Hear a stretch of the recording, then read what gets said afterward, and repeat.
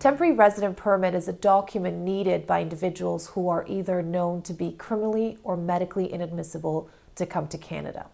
So prior to coming to Canada, you require this document. Most of our clients are from the United States. They require, for example, to come in, but they have a driving impaired conviction on their record. In order to overcome this, we would require to file a temporary resident permit.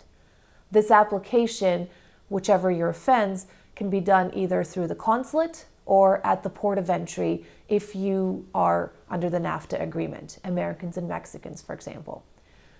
How you qualify for a temporary resident permit is we have to ensure that your offense has successfully been completed. And at the port of entry or the consulate, the immigration officer will determine the need versus the risk. The need being, why do you need to enter Canada? And the risk, the potential risk to Canadian permanent residents and Canadian citizens. So depending on your offense, this will vary. The process can be done at the consulate or at the port of entry, but it really depends on your citizenship. So for example, individuals under the NAFTA agreement can get this document at the port of entry same day. But we have to be careful because it depends on your offense or how many offenses are on your record.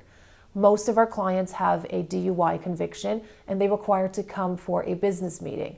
Depending on when the offense happened, when you completed the offense, what the sentence was, etc., you may be eligible to do this at the port of entry same day. However, for example, if you're a client from Pakistan or India, you would require a visa first to enter, and therefore we would have to file this application at the consulate. You're not eligible to get this at the port of entry. It's very important as to who files your temporary resident permit because we have to ensure that the documentation is accurate. Some of our clients do contact us and let us know that they have been convicted of an offense, but they're in the process of completing their sentence. For example, they're still completing their probation, and now they have an urgent business meeting that they have to come and attend in Canada. This does not necessarily mean that we should not attempt at the port of entry. Like I stated before, we have to inform the officer the risk versus the need. So yes, we should try to attempt to file it at the consulate. Your chances increase, but port of entry can still be an option. It is therefore very important that what documents are presented to the immigration officer and what you inform the officer is very critical. At our firm, we prepare you for the interview that the officer will have and prepare you for the key questions you need to answer.